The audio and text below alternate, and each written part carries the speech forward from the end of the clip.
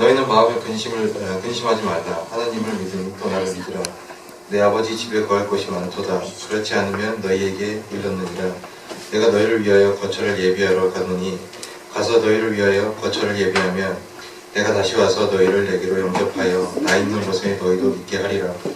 내가 어디로 가든지 그 길을 너희가 아느니라.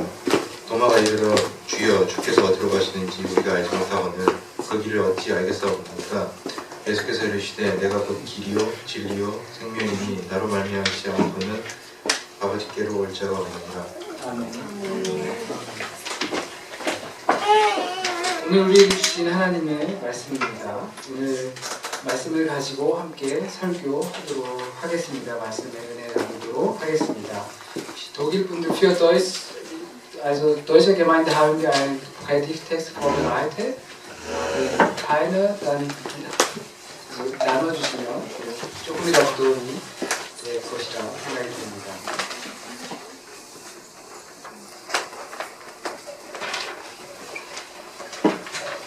여러분에게 오늘도 변함없는 주님의 평화가 늘 함께 하시길 기도합니다. 기도를 마치면 당연히 아멘이라고 하지만 한국교회에서는 기도를 하는 중간중간에도 아멘이라고 말을 합니다. 내 마음에 감동이 되고 또 좋다라고 생각할 때 아멘이라고 하지요. 제가 대학교 다닐 때 대학 예배 시간에 기도를 맡아서 하게 된 적이 있었습니다. 그리고 기도를 끝마치면서 예수님의 이름으로 기도드립니다. 아멘이라고 하면 성가대에서 아멘송을 해야만 했었습니다. 그런데 그 지휘자가 그만 그 지휘를 놓치고 말았습니다.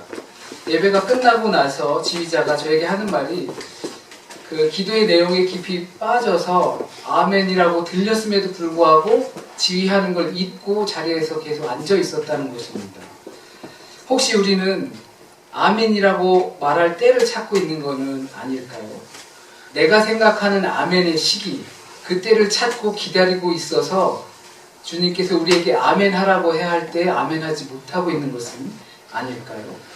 기도란 부탁이나 호소가 아닌 이미 되어진 응답인데도 혹시 우리 계획 속엔 아멘이라고 말할 때를 우리는 그 상황과 조건을 이미 정해놓고 그때를 기다리고만 있는 것은 아닐까요? 그것을 기다리는 여러분이 되지 않고 아멘의 사람이 되었으면 좋겠습니다.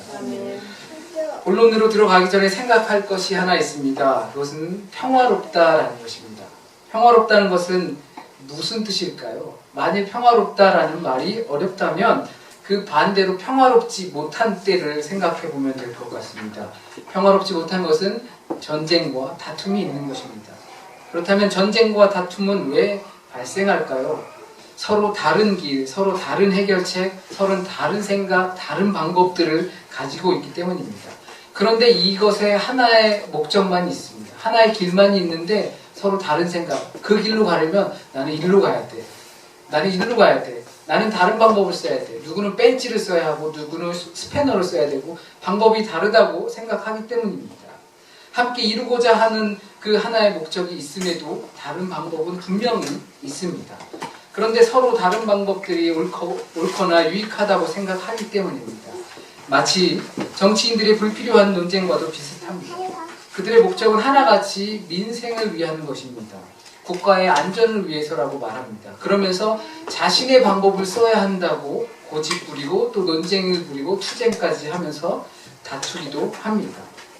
이 원인을 저는 바로 갈등 때문이라고 생각합니다. 이것은 우리 사회뿐만이 아니라 모든 사회에서 존재하고 있는 것입니다. 인간이 살고 있는 곳이라면 어디든지 존재합니다. 왜냐하면 이러한 마음이 곧 인간 안에 있는 그 성품을 가르치기 때문입니다. 두 가지의 마음을 품는 우리의 모습을 발견하곤 합니다. 이것이 인간의 속성이기 때문에 인간들의 모임에선 발생할 수밖에 없습니다. 목사들이 모여도 갈등이 발생합니다. 그러니까 평화는 일치된 생각을 의미합니다. 평화롭다 할 때 한 마음을 품는 것입니다. 한 가지 생각을 갖는 것입니다. 너와 내가 다른 생각을 분명히 갖고 있지만 우리의 길과 목적이 같다면 조율하고 화합해서 하모니를 이루는 것입니다. 예수님께서는 이렇게 말씀하셨습니다. 너희 마음이 산란해지지 않도록 하여라. 오늘 성경 번역에는 산란이라고 안 하고 염려하고 걱정하지 말고 놀라지 말라라고 되어 있습니다. 이게 무슨 뜻일까요? 다른 신을 섬기지 말라. 네 이웃을 내 몸과 같이 사랑하라. 하나님께서 우리에게 전해주고자 하는 유일한 것입니다. 그 길을 가는데 산란하지 마라. 복잡하게 생각하지 마라. 놀래지 마라라는 것입니다. 다른 번역에서는 근심 걱정하지 말라고 번역합니다. 저는 너희 마음이 산란해지지 않도록 해라라는 것이 참 좋은 번역이라고 생각을 합니다. 왜냐하면 인간들은 너무도 많은 생각들을 하기 때문입니다. 그래서 이리 치우치고 저리 치우치며 이런저런 흔들림에 길을 가지 못하고 그 앞에서 많은 생각에 사로잡혀 있는 것이 우리 인간이기 때문입니다. 신발까지 다 신고 가방까지 메고 이제 가야지 하면서도 문고리 손에 딱 잡고서 나가지 못하는 것이 인간들입니다. 고민에 쌓여서. 그렇게 보시면 저만 그렇게 고민이 많은 것 같은데 대부분의 인간들이 그렇게 고민을 합니다. 그게 다 생각이 많아서 산란해지고 복잡해지고 근심 걱정을 하는 것입니다. 그것은 인간의 모든 속성이기도 합니다. 그렇다면 우리는 그토록 많은 생각들 때문에 왜 혼란스러워해야 할까요? 사람에게는 감각이라는 것이 있습니다. 맛을 보고 또 소리를 듣고 또 그리고 모양을 보고 맛에 대해서 민감한 사람들은 요리사가 될 수 있겠죠. 또 소리에 민감한 사람은 음악에 관해서 종사하겠죠. 또 뭔가를 보고 뛰어나다는 판단력이 비주얼적으로 있다면 그 사람은 좀 화가나 시각 디자인이나 이런 것들을 하겠죠. 인간의 이 감각들은 우리의 경험을 통해서 우리에게 정보를 전달해 줍니다.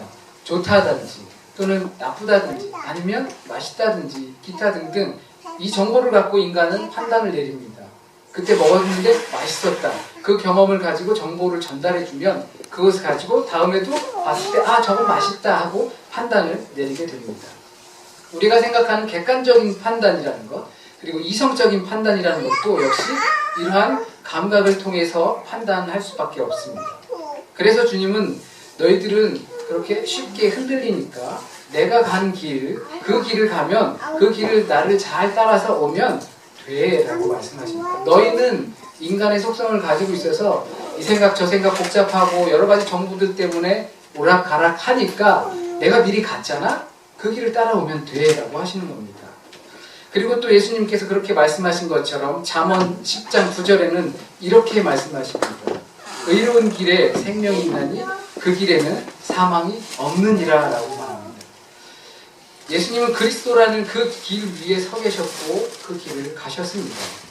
그 길은 진리의 길이었고 생명의 길이었고 또한 고독의 길이었습니다. 예수님 또한 인간의 몸을 갖고 있는 하나님이셨기 때문에 자신의 길 위에서 자신의 십자가 앞에서 그리고 십자가 위에 달리셔서 우리 인간과 같은 마음을 표현할 수밖에 없습니다. 힘들고 아프고 죽겠고 그런 마음을 가질 수밖에 없었습니다.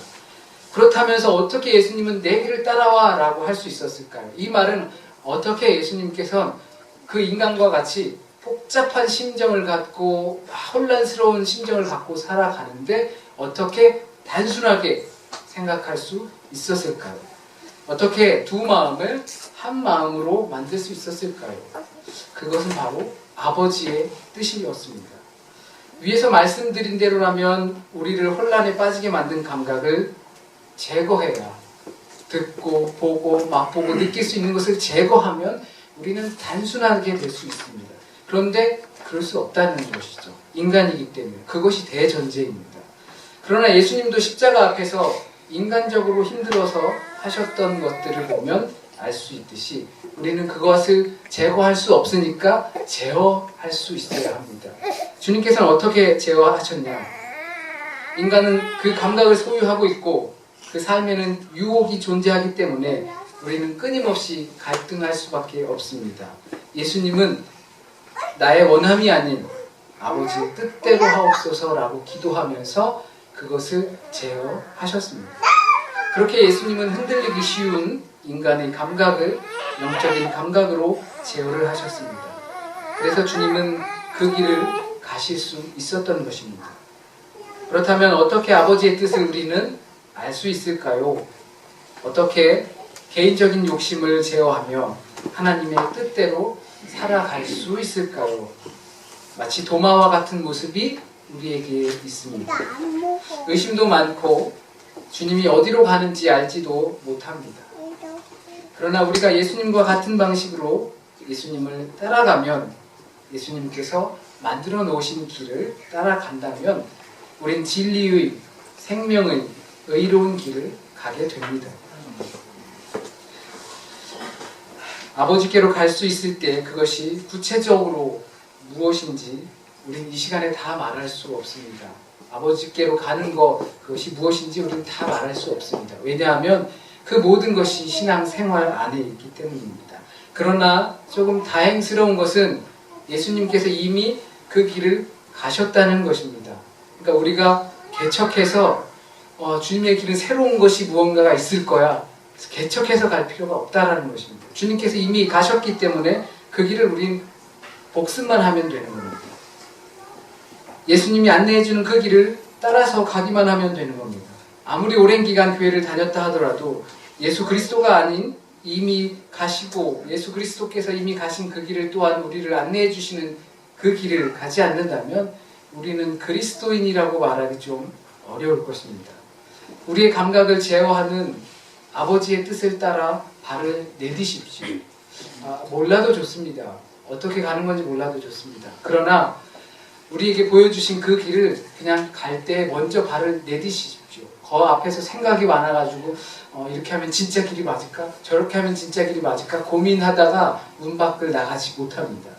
그 길 위에서 만날 은혜의 치유함을 기대하십시오. 다치기도 하고 넘어지기도 분명 할 텐데 그러나 그 안에서 만날 치유의 길을 기대하십시오. 그리스도의 치유함으로 다쳤던 그 상처들이 흉터로 아물어서 그 흉터를 보면서 하나님의 은혜를 다시 한번 생각할 수 있다는 것을 믿고 문을 열고 발을 내딛고 나가시길 바랍니다. 잠시 기도하겠습니다. 사랑과 자비가 넘치시는 하나님, 우리를 이곳에 불러주셔서 주님의 말씀으로 거듭나게 하시고 그 말씀을 은혜로 삼아서 우리의 삶에 기름진 주님의 터로 변화시켜주길 또한 간절히 소원하며 또 그것에 대하여 감사를 드립니다. 하나님, 한 주간의 삶을 또 주님께 맡깁니다. 주님께서 인도하여 주시고 이끌어 주시고 주님께 맡겨서 우리는 우리의 삶을 최선을 다할 때 그것이 어떠한 결과가 오더라도 주님께서 우리에게 가장 놀라운 것으로 주신 것을 믿고 또 고백하길 원합니다. 오늘 이렇게 독일 비스바덴 마인츠 개마인대와 이 한국 개마인대가 함께 예배드려서 더욱더 감사합니다. 복잡하고 또 서로 다른 것들이 있고 서로 어울리지 못하는 것들도 분명히 있겠지만 주님께서 우리 안에 계시기 때문에 오순절 성령이 임하여서 말이 통하였던 것처럼 우리에게도 마음이 통할 수 있는 이 시간이 될 수 있도록 주여 인도하여 주세요. 예수님의 이름으로 기도드립니다. 아멘.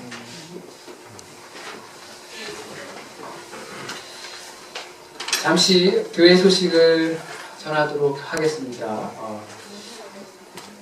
프리덴스키에서 이렇게 와주셔서 저희 함께 또 예배드리고 멋있는 밴드와 함께 하나님을 찬양하고 경배에 돌리게 되어서 너무나 감사합니다.